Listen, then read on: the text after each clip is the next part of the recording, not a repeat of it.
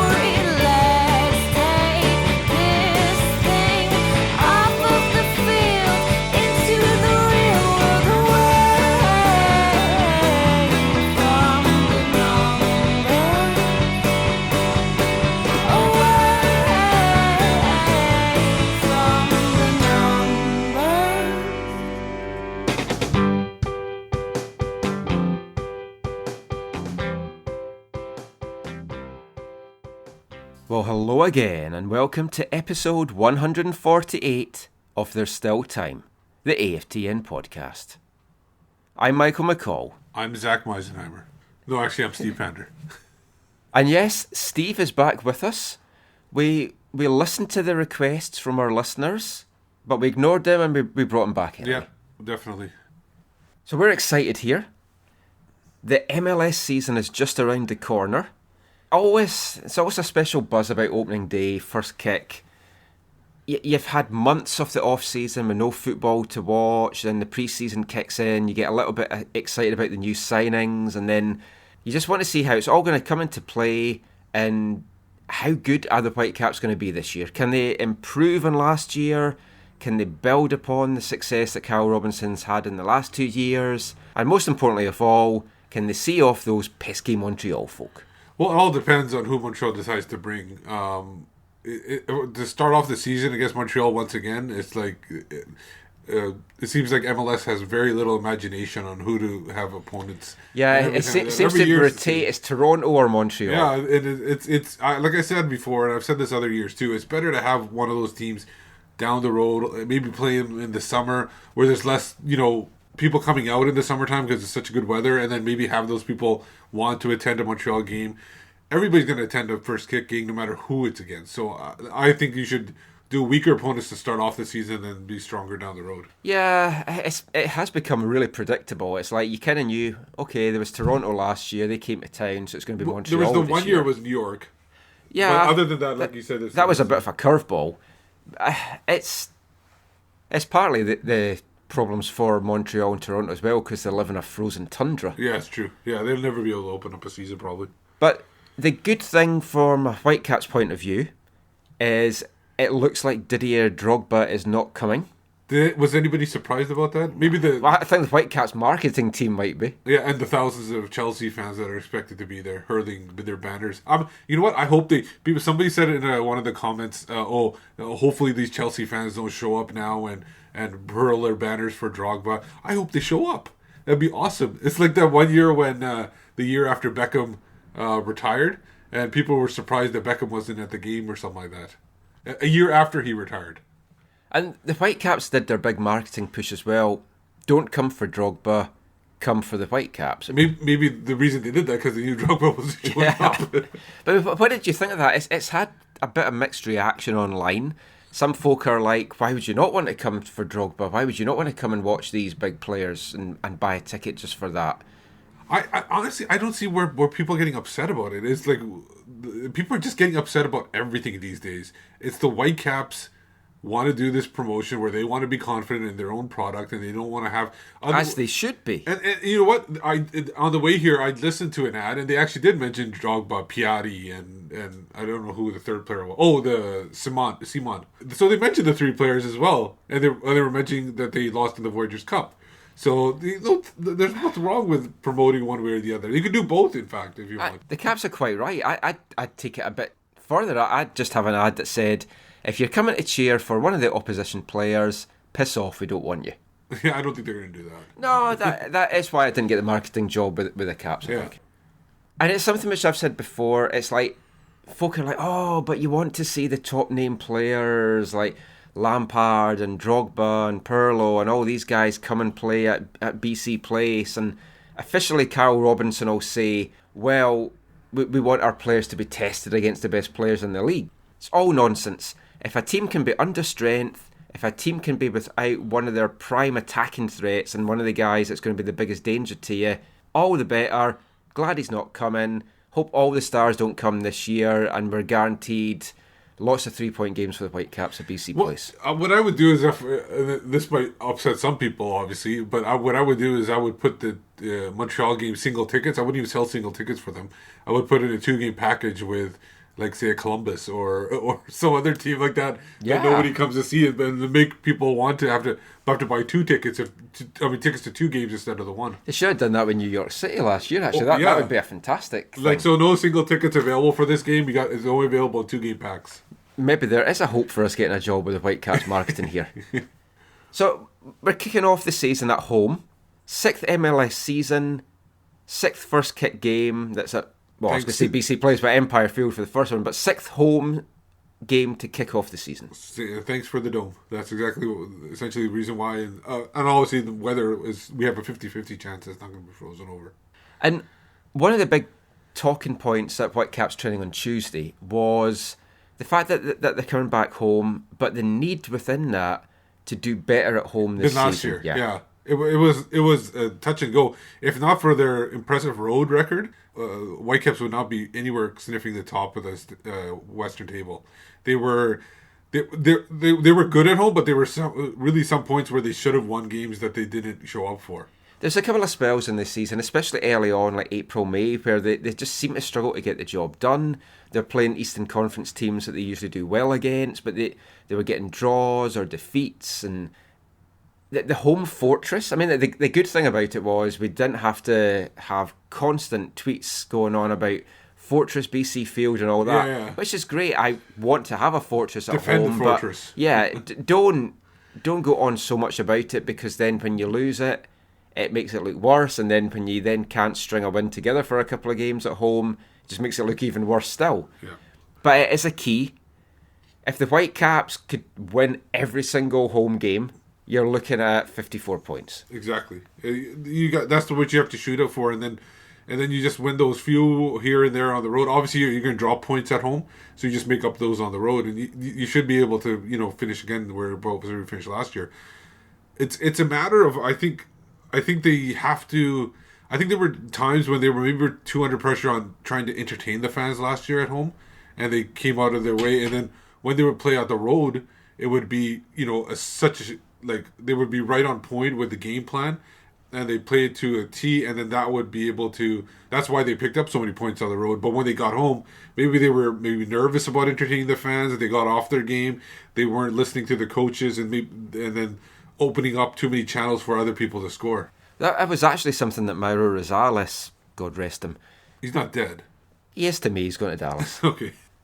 But Mauro Rosales, when I talked to him last year, that was actually a point that he raised. He said that there is a feeling with some of the younger players, it's like a rush of blood to their head, that it's just attack, let's please the fans, let's get some goals, and then left themselves short at the back, and then they put extra pressure on themselves because they're not getting the goals. And the visiting teams are sitting back when they're playing here, so you can't attack because they're going to be counterattacking, and that's where you're going to give up the goals and you get behind, and then you're more attacking, and then they'll put up more holes. So it's a really vicious cycle there. They gotta play solid at the beginning, let the game come to them, and then find their holes. Well, there was so many teams last year that played the Whitecaps' perfect counter-attacking road game at BC Place, and they did well, and they came away with the points. And I think that's exactly what Montreal are going to come and do on Sunday. If they're without Drogba, which it's not official, but it's basically official, he's not going to come. It'll be the Thierry Henry experience, basically. Yeah, his knees are shot. He can't play in turf, really, which is the reason that the Whitecaps would have loved to have maybe brought a guy like Connor Casey, say, in the off-season, but he can't play in turf. For a full season. For a full season, because his knees just won't put up with that. And with Drogba, it looks the same. His knees aren't going to be able to cope in turf. It's a big loss for Montreal. maybe they're going to follow what I've just suggested and just play all the home games and try and get their 54 points at home and then just build on that. Well, there's some games that they can play on the road on grass and everything like that. Of course, that's if he's even here past the summer. Yeah, that's true. The lure of Chelsea doesn't force him into retirement and back to Stamford Bridge. But Montreal's loss is Vancouver's gain. And I do think you're going to kind of see a more cagey Montreal team. It's like that one time after the World Cup when I remember they brought in and I think they were playing like 6, 7. By the end of the game, there were 7 defenders. God, I don't think it's going to be that bad because they got guys like Piatti and they added Harrison Shipp now to the team, another somewhat attacking central mid, but they might be playing him on the wing, depending on how they line up. But they do have a nice, other than the striker, if Drogba doesn't show up, they're going to have a nice thing. But you were talking before we started recording, and we think it most likely will be Aduro who's going to be starting in place of Drogba. It makes more sense because of his experience, and if they play a counter-attacking style, his speed. Yep, Big D I think will be up front for them. I'm a big fan of Aduro. I like what he offers. He's Even a kind of guy. guy. Puts the pizza in his hair. Yeah, he's a character. Yeah. He's a good goal scorer. He is a threat. And a battle of him against Kendall Waston will be a joy to behold, I think, on Sunday. Yeah. But I think a guy like Tim Parker will also be able to hold his own against, because if you think of it, Aduro's got speed. Parker is the guy that would be the guy, if there was like a one-on-one battle, Parker would be the one that you want to match up because they both got matching speed and everything. I think if it was Drogba, I think Waston would be the one that would be marking him heavily. That would have been a fantastic battle as well. But before we look too much into who Montreal might put out on Sunday and what they might do in the game and how their season's going to be, let's have a little brief recap of how they've done pre-season. And first of all, the players, the Whitecaps haven't brought many players in. Montreal have brought in even less. Yeah. Only 4 new additions. And only 1, I think, of really starting quality. Yeah, well 2 have come from the Super Draft as well. Yeah. Michael Salazar, who just signed on Tuesday, and Kyle Fisher as well. But yeah, 2 other signings apart from that. One, Lucas Ontivero, a loan from Galatasaray in Turkey. And he's like a 5'6" forward / midfielder. I think he'd probably be a winger. Size is not important, as Christian Teixeira showed. I know, I'm just letting you know who describing the player. But of course, yeah, the big addition to their squad. Surprising addition, too.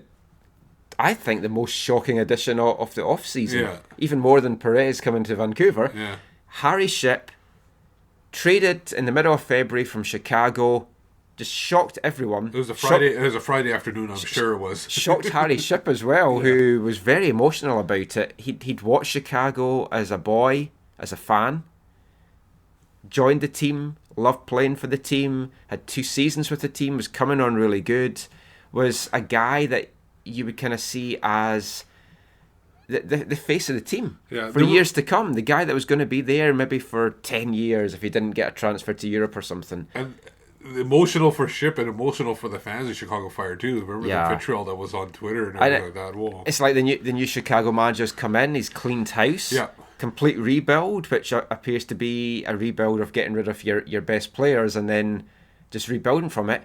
It's maybe hard to knock it because they went to the Portland Simple Invitational Tournament last week and got 3 wins, beating Portland and beating Vancouver in the process. So maybe what he's doing is right, but Harry Shipp, great addition for Montreal. Oh, yeah, I think so. I think it really solidifies their midfield. Like we said, we don't know how they're going to play, but some people have projected him to be playing as a wide area player, depending on how they line up. But I think he's going to bring a lot of attacking ability, and if they want to, they can always play him as a holding midfield too, I think. And they lost 3 midfielders in the off-season. Justin Mapp left, he was out of contract. That's the spot I think he played on the left side, so yeah. Deli Duca, he left, he was out of contract. And our good friend, Mr. Bike Rack, Nigel Rumman Coker, contract terminated in January by mutual consent. Yeah, but we don't know where he's gone to. Who cares? He's gone. He's not going to come back to MLS, hopefully. Goodbye, Nigel. And the other 2 players, players that saw a bit of time last year for them.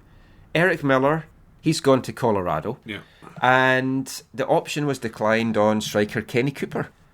And of course, with Cooper going, with Drogba being injured, the striking options aren't huge for Montreal just now, which is why we think Oduro will start. But a guy that started last season on fire for them, Cameron Porter, he's back fit, back healthy, played pre-season. Oduro played up front for Montreal against Toronto in a 1-1 game. And that was their last kind of pre-season game that I think we can read too much into. Because the next one against the NASL team, I think. Right? Yeah, Tampa Bay Rowdies, they drew 0-0 on Saturday there. So it was 1-1 against Toronto. They kind of played just one up front with Oduro. He played for just over an hour and then Porter came on for him. And I think that might be what we see on Sunday as well. Oduro starting off, and then depending what the score is, either Porter coming on for him or Porter coming on to play alongside with him if it's still level and they think they can maybe sneak something out of this game. But I think, talking about all those other players, Ship and everything, I think still the most... I know Drogba is obviously the most important player because he scores the goals, but I think the guy that runs the team is going to be Piatti. And I think he'll contribute goals and everything, but I think he'll be the guy that runs the team. I thought it was Saputo that ran the team. Well, I mean, like on the field. So sometimes he gets on the field too after the game. True, the cheesemonger himself. Yeah. Now, Whitecaps pre-season went fantastic.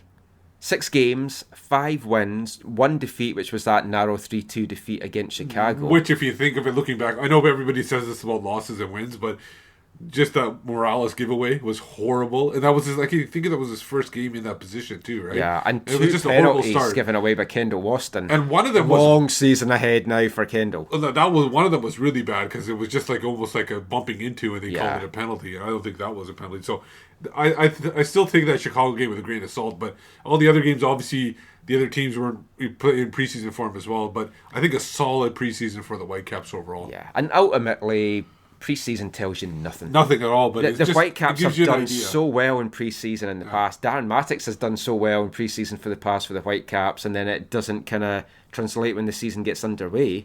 Pre-season is more like to see individuals than to see the whole team and see where individuals are going into the season. Well, looking at Montreal's games, they were kind of playing, it seemed, as a team of individuals. They had 5 games, started off with a 5-0 thumping to New York Red Bulls, followed by a 1-0 loss to New York City. So they got their first win in a pre-season tournament against DC United, a healthy 4-1 win. DC obviously had their mind on other things, the Champions League games that came up, failed miserably in. But which all MLS did. Then their big game, the grudge match, the 1-1 draw against Toronto. That was on February 24th, and then they wrapped up their pre-season on Saturday with a 0-0 draw against Tampa Bay Rowdies. It was Oduro that got the goal in that 1-1 draw against Toronto, assist from Ship. Yeah. So, yeah, I think the lineup that we saw for that is pretty much what I think we're going to see on Sunday. Looking at their lineup then, who do you think, or what's your gut feeling that Montreal might put out there? Well, I think obviously the top players that they will be putting out. I think they're maybe their best 3 players other than Drogba are going to be Piatti, Ship, and at the back line. I think those guys will be there. I looking at their lineup, they're kind of, again, I didn't watch too much, but just on paper, they look kind of weak on the wide areas. So I think and that might play into Vancouver, what Vancouver's been doing in the preseason about attacking the wide areas with Fraser Aird, who I think will start, and Jordan Harvey or Sam Adekugbe. But I think because of the fact that even though we don't know these players, the fact that I think they have 24 returning players, and most of these guys were on the team last year. I think they will have some kind of chemistry, and I think down the season last year they were really good defensively. So I think that's what they're going to rely on in this game. And if you have a look at some of the projected lineups that's out there, Soccer by Ives has got one as well, and then you kind of look at the lineup that they put out against Toronto. Very, very similar. Yeah. Eric Kronberg or Evan Bush in goal. That's kind of, I think that would be but I think Kronberg has more. No, they're both similar in experience. Yeah. I mean, that's a toss-up for me. I think we're going to see Oyongo at right back, centre midfield, Simon and Cabrera, Donny Toya out on the left, and you're going to have kind of Donadell playing as like the one-man holding. It looks like they're going to kind of play, I don't know, you could say 4-1-4-1. Or 4-3-3 maybe. It's hard to tell what the lineup is going to be. I think for the first game, travelling to BC Place, they're on the road. I think they're going to go with 4-1-4-1 with Donadell having that kind of holding midfield role. Then in the middle, you're kind of looking at Eric Alexander, Harry Shipp, Johan Venegas. Yeah, Callum Alice maybe might even see a spot here and there because he's been in the league for a couple of years now too. It's too hard for me to tell because I don't, like I said, we don't follow Montreal too much. I think whatever they do, they are probably going to lean towards a defensive side, other than the Shipp and Piatti and the Duro. Yeah, I mean Piatti and Oduro for me are the two danger men, along with Shipp, that the Whitecaps just have to watch for. Yeah. Take care of that, and I honestly don't think that we're going to have too much to worry about on Sunday. So I guess we'll wrap this segment up with a little prediction. I got the Whitecaps winning 2-0. I like that. Yeah, I think 2-0 or 3-0.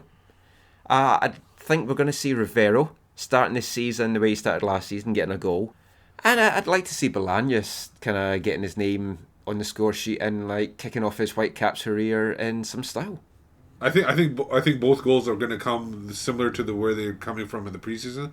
I think they're going to be attacking down the wings and sending balls in. I wouldn't be surprised if there's an own goal somewhere in there too.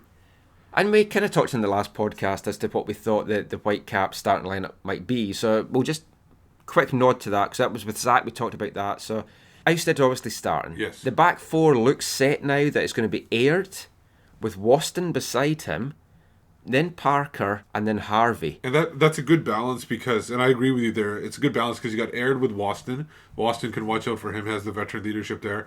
Parker, you have Harvey with him. So basically, each veteran has, each young guy has a veteran beside him, kind of to help him out there. And I think that's exactly why Robbo is going with Harvey over Adekugbe. And the two of them, again, such a close battle for this pre-season. Harvey looks to have won it again for now. I think Adekugbe will see a lot more time, though. Yeah, he definitely will. And the interesting switch is he's switching like Parker and Waston to have Parker not on the right side that he's familiar with. But I think as well, Waston's not going to be tearing up the field, whereas Aird is. Yes. A lot more than Harvey is as well. So I guess if you want to attack the Whitecaps, you're maybe going to want to attack down what would be your left side, the Whitecaps right. That's where concern is Piatti's on that side. Because Aird could be out of position. Yeah. And if you get past Aird, Waston could clobber you for a penalty or worse. So exactly. Sending off or something. So there's that. I think the lineup that we saw in the final game against Minnesota is pretty much what it's going to be. I think we're going to kind of see the 4-1-4-1, 4-2-3-1 with Laba in instead of Froze, but with Pedro playing that kind of deeper DM stroke CM free role. Yeah, freelance role. I just think that's let what him wander about, and he loves that. Yeah. He loves just the ability to wander about. Because not only does it give him more ability to be creative, but it gets him away from if there's any man marking going on, it'll get him more free of that. So if he'll pull people out of position if there is a man, like say they want to concentrate Donadell on Morales. They won't be able to do that because Morales will play deeper and then he'll sneak up so Donadell won't know where Morales is. So I think that's a positive there. Yeah, it looks good. The only kind of thing to throw the apple in the works is Kikuta Mane doesn't look like he's good to go. He seems to have this nagging ankle injury. My gut feeling is it might be a little bit worse than the Whitecaps are letting on that it is, and that they're hoping it's going to clear up without any need for surgery or whatever. Just have this nagging doubt that he might need some surgery, which if he did, it's better to get that earlier in the season than later. But it's not a serious. Oh no, injury at this he's point, playing, right? Yeah, but he looks a step off his game. Okay, he doesn't look as sharp. He doesn't look like he has those bursts that. So if there is a surgery, it's most likely going to be like almost like a touch up kind of thing. So he's not out too long, or do you think he'd be out for an extended period?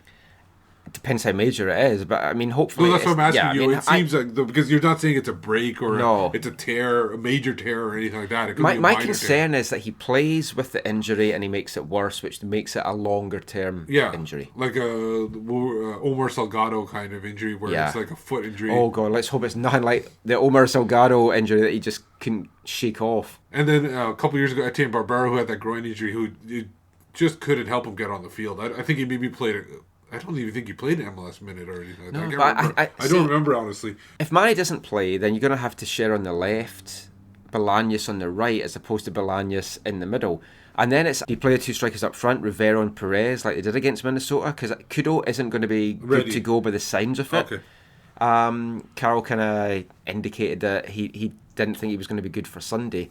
Or are you going to play Pedro in the number 10 role and play Kian's Froze back there beside Pedro? So, I mean, that's, I think, the only big decisions for the Whitecaps just now.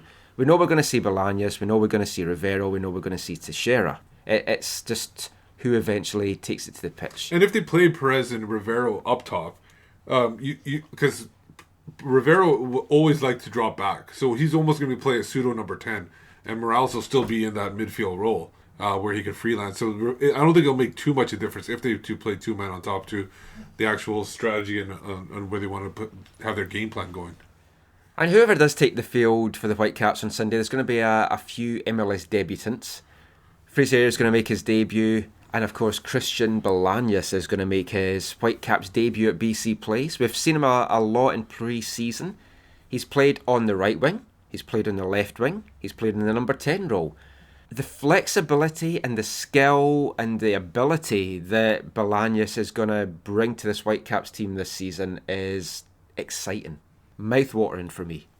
And it's a guy that Kyle Robinson has coveted for a while. And just from what we've seen in the pre-season games, he's a guy that it could be the difference maker for the Whitecaps this year. He's definitely one of those X factors that can take a team from like the conference semifinals to all the way to the MLS Cup, basically.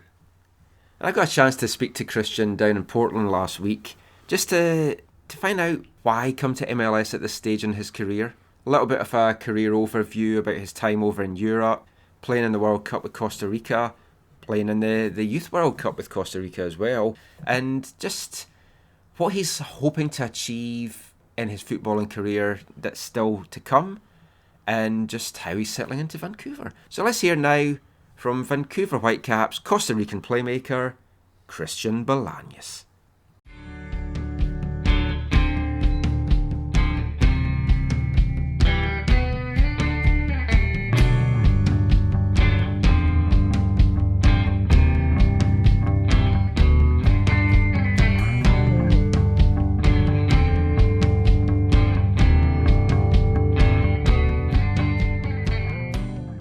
First thing to ask you, Christian, you've come to MLS now. Had there been interest in the past for you to come over here? And I guess, what made you decide that now is a good time to come? No, I think it's the right time. It's the moment to get this opportunity, because in the past, so I get another chances for me, for my family, that football life, so I have to make decisions. So right now I am here, so I have to improve. I have to make it's a good challenge for me. So I hope it's a good season for Whitecaps. We can play very well. And I know your brother played in the league with Chicago. How much do you know about the league? How much have you seen of Major League Soccer the last couple of years?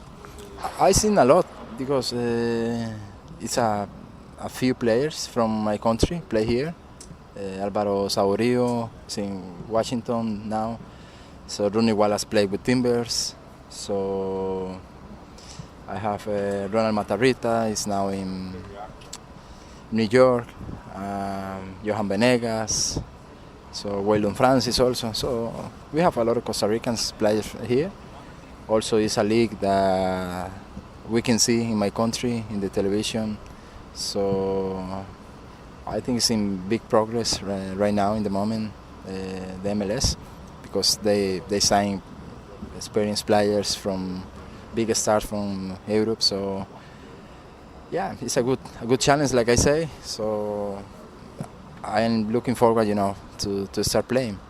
And coming to a club like Vancouver, where there are so many Costa Ricans here already, and I know you kind of overlapped a little bit with Kendall at your time at Saprissa, does it help to fit in right away with all the sort of Spanish speakers here? Yes, that's more easy. It's more fun in the dressing room also. So for me, it's like my friends, speaking the same language. We are from the same country, so we can meet after the training. So that's nice. That's part of the football. That's life also. We have to make friends. So I like to have Kendall, to have Jordan in the same team. And a little bit about your career now. Now, going like way back, when you first started playing with Saprissa, you won the championship there, and you won the CONCACAF Champions League. You were at the FIFA Club World Cup, everything like that. Yeah. What's your memories from back then? Because you're such a young player, to have all that success so early in your career. How did that kind of shape you? No, I think in football, it's not about young or experienced players. That's if you are a good player or bad player. That's it. Doesn't matter if you are 18 years old, 17 years old. In that moment, I feel right now in the same way. I want to win the games. I want to win the titles. So I have to improve myself.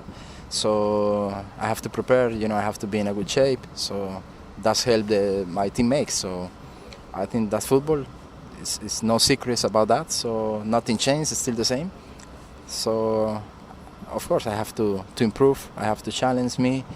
I have to help all the young players with a few teams. I get some experience with play in a high level with against good teams, good national teams, good players. So I get that experience. So I think I am in that position to help the young players to be calm, to just enjoy the game.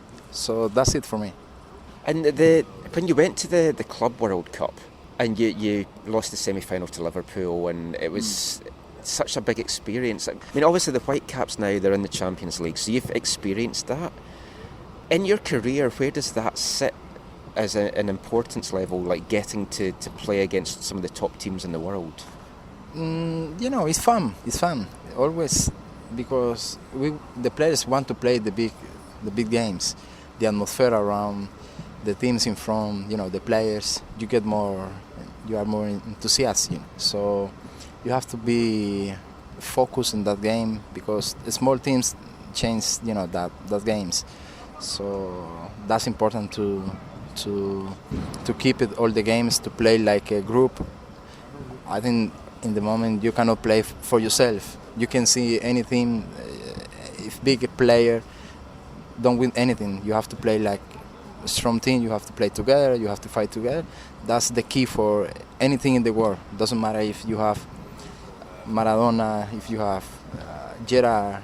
That's it. I think that's the key in every team. So I think that's important for us right now. We have good players here. We have good, talented young players. We have experienced guys. So I think we have good combination. So we have possibilities to win the league, but we have to play like a group together. And you've played in 2 World Cups with Costa Rica now. When you look back in them, what one gives you the most excitement to look back? The first one in 2006 or the last one in 2014 where Costa Rica went so far in the competition? I have one is bad and one is really good. So I have both. So for me it's both good experience. Of course I enjoy more in Brazil 2014. So we make history, we make good games, we win against strong national teams. All the world know how play the Costa Rica. Everybody never forget that World Cup, also in my country, so I am very proud about that, because I do something very special for my country, for my family, for my son, for my daughter. So in Germany it was more tough. I was more young. We lost 3 games in a row, so it's not fun when you go to the World Cup, because you want to win, you want to enjoy, and when you go there in the second game you was out, so it's sad, it's sad because you wait so many times, you work so many times for this moment, and in 2 games you out, so everything goes down, but I get experience in that moment, so that helped me in Brazil 2014. So that's the revenge for me. And Costa Rican football just now, I mean, it's doing so well, both internationally and also at club level as well. What do you think has turned it around? Like, that's made is it just that it's a good quality crop of players that are coming through just now? Or what is it? Is it more investment in the game in Costa Rica that's helping these players come through? I think, in Costa Rica we love, football is number one, the sports. So every player in Costa Rica like to play with the ball. It's more the style like Brazilian football. We like to play, to follow, Spanish league. So everything there is about football. So we want to improve. We want to get that opportunity to challenge, to show how we play in Costa Rica, to learn also. So I think when we play in Brazil, we opened, the doors for the players, the young players from Costa Rica, because nobody make excuse. No, it's from Costa Rica. In the past, that's the problem for us. We have some possibilities, many chances to go in the big clubs in Europe, but everybody was, it's from Costa Rica. We don't know. So in the moment, nobody can say, it's from Costa Rica. He's a good player, because we already show, in Brazil, that's happened in football. We make, I think, 2 steps in front to get that opportunity, to get that chances. And like, you played your club football over in Europe. You were in Denmark and Norway, and I know you had the chances to go and play in England, and so many different things happened that it all fell through. How did you find the experience playing in Denmark and Norway? Seems a strange place to go, like cold place for someone from like Costa Rica. Yeah, but still, it's football. That's what I'm talking about. We want to get that opportunity. For me, I get some chances, but I don't make it because many teams, it's extra football, like I say. I have backlocking that time, but that's football. So to live there, I get that experience because, the weather, the culture, the language, everything is different. So I get it. I be more strong. So that's what was important for me in my career. So I'm very happy to play there. I enjoy also. That's helped me to be right now. So who I am right now is because I be in these places, so I get that experience. You've not really had too much chance to explore Vancouver yet because you've been travelling all over the place. From what you've seen so far, what do you think of the city? Oh, it's a beautiful city. Yeah, I can see. I've been there for a couple of days. It's really, really beautiful in the city. They have everything. The culture is really nice. It's a lot of people from Asia, Canadian, from America. So it's nice. I think I like it too much. It's perfect place for live there with my family, to enjoy football, to make a good year. So yeah, I am happy to be there. And just the very last thing, you've done so much in your career. What would you like to still achieve? What would you like to still do footballing wise? Would it be to go to another World Cup? Would it be to win championships here? What do you still feel that you would love to do? Like I say, always I try. I work, not in the future. I work just in the moment to be in a good shape, to be ready for the games, for the season. Of course, that's really important for me to get to play in the first 11. That's the important thing for me right now. Of course, I have my national team. This year is really important for my country. Start, the qualification games. So we don't know yet. I have age to play one more World Cup. That's football. That's a challenge for me, but I have to fight. I have to enjoy in the moment right now. We can see in the future what's going on with everything in football. So in the moment, I'm very happy to be here with the Whitecaps. The teammates He's a really good player, really good guys also. So I think I enjoy every game, every season here with the guys. That's great. Thank you so much for your time today, and good luck this season. Thank you so much. Thanks so much, Christian. You're welcome. Thank you. Still dreaming of that perfect home by the sun. Run, Christian, run.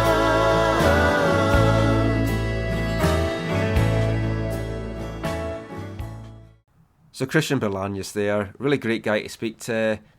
Lots of interesting stuff in his footballing career so far, especially the 3 times he could have gone to play in Europe and then it just didn't work out for him. But he's here in MLS now, he's here with the Whitecaps, and I just feel that out of all the players that the Whitecaps have added in the off-season, which isn't a lot, but out of all the players that they've added, that he is going to be the key difference maker for the team. But the thing is you're saying not a lot, but the additions they have made are all like, you know, very solid additions. There's no throwaway addition where they just have to fill a roster spot or anything like that. And we had a strong team last year as well. Yeah. We've got to bear that in like mind. You think Bolaños, and I know we were going to talk about MLS, but just we'll give it a second. Bolaños is obviously a starter capability. Kudo, they brought him in to be basically a starter or battle for that starting spot. Perez, they brought him in to be a backup, but he seems to be ready to start. That's surprising. He was very smart. But I think the most surprising is Fraser Aird. I did not expect him to wrestle away that starting spot, and I've said starting spot quite a bit, that position from Jordan Smith so easily. It was so quickly, almost by the first game, it was his. Yeah, I figured there would be like some competition that would go back and forth and back, but you know, so quickly and so easily too. It was like it was basically a walk in the park for him. I will put my hand up here, and when the Whitecaps signed him, I was very dubious about it. I thought that's because he was from the Rangers. Well, yeah, that as well. Don't call them the Rangers. We're going to get lots of hate mail. I'll do it again. That's because he's from Rangers. I'm going to keep in the Rangers bits just so you get all the hate mail. But yeah, I'm not a big Rangers fan, or Celtic fan, or Old Firm fan, just in general. But the Rangers are from the Glasgow, right? Yes, the Glasgow. The Glasgow. As is my mum, much to my chagrin. But anyway, yeah, he's come in. I'll put my hand up and say I didn't think he was going to maybe be MLS quality, but he's impressed so far. We obviously haven't seen him in MLS games, but from what we've seen in pre-season, I like what he offers going forward. In particular, he's fantastic going forward, which you'd expect from a guy that used to be a right winger. Still some questions over his defensive abilities and ability to track back, but he's a lot better tracking back than Smith. But the thing is, he's a winger but like for most of his career, so not a short career, but most of his career. Defensive side will come. So, it will come, yeah. I mean, he's been good as well, and yeah, just last thing quickly on Perez. I think we've seen in pre-season that what he offers the Whitecaps isn't just as a bench player, and Carroll's kind of said as well he will get some starts this year, and him and Rivero up front, maybe even him and Kudo up front, although they might be a little bit too similar, but that definitely interesting partnerships to maybe watch if Carroll wants to go for the two-striker role. So with the new season getting underway, let's have a little bit of a quick look to wrap the show up, just at MLS in general. There's been some big name additions come in. There's been some big name players or biggish name players move on. Perry Kitchen gone to Hearts in Scotland. That was just recently, obviously. Just out of the blue. Well, no, they were talking about it at the draft that there was a chance that he wasn't returning. So I don't think but it was to Hearts just seems a little bit playing beside our good friend Dario Zanata now as well. So yeah, I think it's a wise decision by them to get these North Americans because it's a similar game and cheaper too. I think they're quite cheap, which Scottish people like. Well, yeah. Big on cheap. Looking at MLS, Eastern Conference, Western Conference, I was asked for one of the preview pieces that I did for a site, Liquid Football. Check them out. It's an online magazine. Issue 1 is fantastic. Really good piece on Salford City manager there. And in issue 2, they've got an MLS preview. So check that out, Liquid Football. But one of the questions I was asked for that is, did I think there was going to be any surprise packages in MLS this season? And when you look at surprise packages, you're kind of looking at the teams that maybe didn't make the playoffs last year. A lot of folk would maybe describe the Whitecaps as last year's surprise package. Not to us, if you'd followed them closely, you knew that Kyle Robinson was putting together a good squad. Maybe not as good as it turned out, but we knew it was going to be a good year. But yeah, if you're looking at surprise packages, you're looking at the teams that didn't make the playoffs. And if you look at those teams, there's not really any of them that you could see trying to take their conference by the scruff of their neck. Orlando might be the team in the East that didn't make the playoffs last year that I think could get in. No, I'm opposite with you on that. I have them out of the playoffs. Really? Near the bottom. What about New York City as well? I see them sneaking in. I don't see them taking it. They've done nothing that makes me think they're going to be any different to last year. But we don't know what because they might be making all their moves in the summertime too, because they made a lot. Well, they picked they've up got all the their money. players in the summer. And Lampard showed up in the summer. Perlot showed up in the summer, so it's they really didn't know where to move. It's how they settle in, and we have seen it so many times. Players that come for half a season struggle. Yeah. So I mean, if they hit the ground running, they might make the playoffs. Orlando, I don't know. I've just got this sneaking feeling that they're going to get in sixth spot, and someone like Montreal, if once Drogba goes, which I do think Drogba's going to go in the summer, or if he doesn't play that much, or if he gets injured, I don't think they've got enough to be a playoff team. So I think there's one spot up for grabs there, and I think Orlando. You think maybe New York City. The other teams, Chicago, Philadelphia in the East. I don't see them making the playoffs. playoffs. I think DC United is the other fourth team. I have Philadelphia, Orlando, Chicago, and DC United. You think DC's going to fall down again? I just think they're up 1 year and they're down 1 year. It's like I think that this is the year they're down, and I think New York City FC takes their spot in the playoffs itself. I don't think there's. I like doing when I do predictions. I like seeing that team that is the surprise, but I don't see, like you said, I don't see surprises on either conference. Like even Houston seems to be the same team from last year. Well, mate, if you look at the four teams that didn't make the playoffs in the West, you've got San Jose, Real Salt Lake, Houston Dynamo, Colorado Rapids. I see RSL. I feel like it's gotten worse. Even I thought they would do. I thought they'd bounce back. I thought this would be the year for bouncing back. I could see them maybe even finishing bottom. That's where I actually have them. I have them at the bottom of the West. But the thing is, it's hard to tell because, like, obviously we're not scouting all the players they're scouting, they're bringing in. So it's hard to give that prediction. But just on paper, the veterans, unless the veterans have a big bounce back season, it's gonna be hard to see them even have a sniff at the playoffs. Colorado, I think, has improved. I think they're probably the team that most improved, but they were so bad last year that it's hard for them not to improve. San Jose and Houston, I didn't notice very many additions to their club of significance. So I don't see them. I see Houston probably being the closest, and the team I see them challenging with is Sporting Kansas City and Portland. I see Portland. A lot of people have Portland at the top of the West. I don't see them doing that at the top. I think they had a fantastic run at the end of the year, a good timing on that run, and that's the way they won it. And if not for that horrible call in the finals where it was clearly out of balance, that ball, who knows if they even would have won the MLS Cup. Yeah, and I mean, looking at Houston, they've brought in 10 players, and two of them from Philadelphia. Yeah, and Andrew Wenger and Christian Maidana. I like Maidana, he's not bad. And they brought Annie Baba in, who's not, Yeah, and Mansali as well from RSL. So it's just like a lot of retread. Nothing that excites me. I mean, they've brought players in from teams that didn't make the playoffs, so it's like, is that really strengthening them? No, I don't feel so. And the players, some of the players they lost are, seem to be solid veterans. I guess they was just like, that's what I mean. It's like seems like an even on the incoming and outgoing.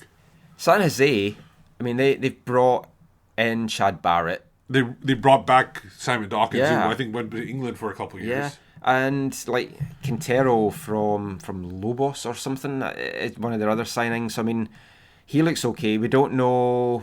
Will Wondolowski have a decent year? They came on strong towards the end, but I see them missing out as well.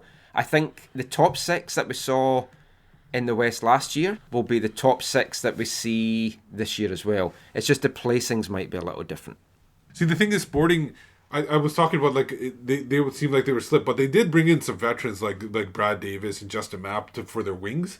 I think their wings will be a lot stronger this year. Yeah, I mean, that's two really good additions for them. And they didn't lose too much either. I think probably their toughest loss is a striker, Nemeth. Yeah. But they still have Dom Dwyer there, so I don't know how much that makes a difference. But against Sporting Kansas City, Portland, and then those are my 5th and 6th teams. Seattle would be finishing 4th in my predictions behind FC Dallas. I have Vancouver in the same spot as second, and then I have I have the Galaxy because it's hard not to predict the Galaxy because they spent all this money. Now, see, it's interesting you say that because jumping a little bit ahead, like LA Galaxy are my tip to win the MLS Cup. Yeah. But I don't think they're going to win the West. I think they'll win the West. I don't think they'll win the MLS Cup. Ah, interesting. But you look at their additions, like the cheap additions. You've got Mike McGee, a free agent, a guy that's done it in MLS and can score. You've got Jelly Van Dam, I'll call him after his performance against Santos on Tuesday night, where he kind of looks very jelly. Everyone's favourite asshole, Ashley Cole. And rhymes too. Yeah, there's a really good chant which when we play LA here, I'll be tweeting out for the fans to sing very much with that. And of course, Nigel de Jong. Who's very worried about Pedro Morales in that game. For sure when they play the LA Galaxy. And a lot of money spent. How? Who knows? It's just remarkable how they can fit all this in. Maybe when you win the MLS Cup, you get all this allocation money, even way more than we even think.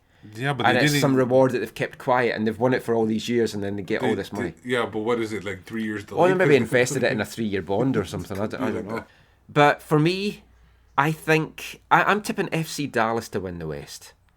I think the Whitecaps will finish second, LA third, Portland or Seattle 4th, 5th with them, and then Sporting Kansas City is 6th. That's what I have too. Similar. So watch out on AFTN. In the build-up to First Kick, we've asked all our writers to kind of predict their 1 to 10 position, and then we're going to come up with an average, and then who we think is going to win the MLS Cup, and Western Conference, Eastern Conference, Golden Boot, all that kind of stuff. So watch out for that on aftn.ca. Before we get to our MLS Cup predictions, let's quick look at the East. We don't have to go through 10 to 1, but who do you think is going to win the Eastern Conference? I got Columbus. I think they will.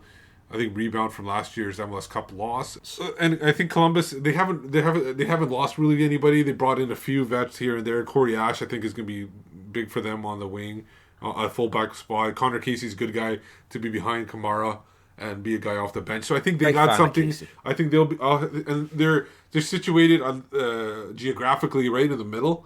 So they're not right in the middle, but they're close to the east, but close to the west too. So they don't have to do too much less traveling than everybody else.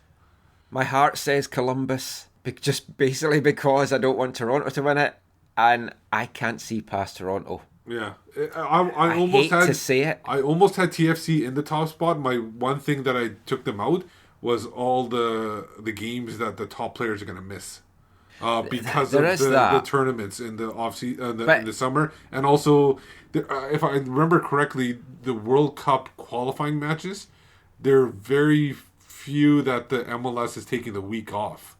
I think maybe 1 weekend. The rumour was that they left it open to the clubs if they wanted to not play in the international weekends, and the Whitecaps chose 2 in March. Yeah. The day after Canada-Mexico, which is kind of bizarre. Yeah, so I don't know if TFC did the choosing, they chose to do that or not. I can't remember, but I think that even then, those players are going to be playing a lot of games, and obviously the big tournament in the summertime. That will be the one where you're going to be missing a lot of players for an extended period. True. I just think they're going to be too strong. It's how they start with all the games on the road again. Yeah. It's like how they start with that. If they get off to a bad start, that could hit them winning the conference. I do have them, though, winning the conference, and I have them getting to the MLS Cup. Wow.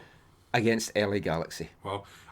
The other thing is about the Toronto is, will Giovinco be there in the summertime? You're talking about Drogba. Maybe some Serie A team like mid-table wants him back. Maybe he wants to go back at that point. Giovinco's had a lot of interest. Barcelona seem to be interested. If someone comes in with a big deal, you can see MLS going, yep. Yeah. But and then they're losing a big guy. I can also see him being the MVP again. It's kind of hard to see past him right now. If they've spent a lot of money up top, like not up top, like on the field, but up top on their roster. Like the top of their roster is a lot of money spent. The bottom of their roster, like a lot of lackluster depth players.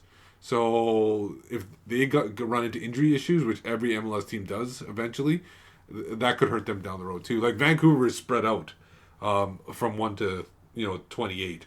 TFC is a lot more top heavy. Few injuries. Crossing our fingers for a few injuries. Because if you're spending $250,000 on Beta, and I don't know if that's the amount, but if you're spending that much of on there, that you're not spending money somewhere else. Yeah.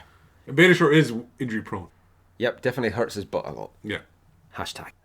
Who's your MLS Cup final tip then? And Oh, winner? I had FC Dallas and New York Red Bulls. And I have the Red Bulls winning. And your prediction on how far the Whitecaps will go playoff-wise? Conference finals. I agree. Yeah. I just have them losing to LA. You just have them losing to Dallas. Yeah, and you know what? and a little bit me doesn't want to predict Vancouver in the MLS Cup because I don't want to jinx them. Yeah. So I'm hoping to be wrong. I will say, though, we have an excellent shot at making it this year. Yeah. I do. I think... Yeah, I mean... I think although any I've of gone the for top- LA, I just think their money bags spending will come into play. Yeah. I do think, though, that if Vancouver can keep their squad healthy, and that's a big if with Pedro, Mane, Bolaños, or Ousted went down injured, or Laba, then depth's good, but big losses there. I think we could go far, and a lot of the players were confident at training on Tuesday. A few of them even talking about, hey, MLS Cup is within the possibility. Oh, I think everybody should be confident. Marco Bustos told me in Portland that with the squad the Whitecaps have, that the Whitecaps could win MLS easily. Oh, and the confidence is a good thing to have. I know a lot of people say, oh, do you want to give people bulletin board material and stuff like that? But you got to be confident in your team. Bulletin board, wow, we're going back to the 90s. Well, that's what they still say. They still say it to this day. I don't know, I'm not done Nobody with says email or the click up or whatever. Oh, it's all Snapchat Yeah, and WhatsApp Snapchat, and yeah. Periscope these days anyway. So that's our thoughts on the season to come. Send us some thoughts on Twitter at AFTN Canada, and we'll read those out for our post-game show on Saturday, because we're going to do a post-game show after the win over Montreal for First Kick. So just before we wrap this episode up, Steve, just let everyone know where they can find you online. You can find me on Twitter at WhitecapsBeat. You can find me on Twitter, as I said, at AFTN Canada. Read all our stuff away from the numbers, aftn.ca. I'm also the Whitecaps beat reporter for MLSsoccer.com. There's a lot of stuff going up before First Kick, just little snippets that we've done for season previews and guides and some Whitecap stuff for that. So we'll be back, as we say, after the win against Montreal. So until then, as always, thanks for listening. Take care, and mon the Caps.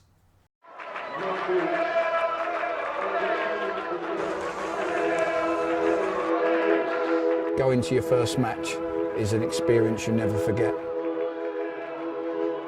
The atmosphere of what's going on around the pitch looks beautiful, and you always look and go, wow, I'd love to play here one day.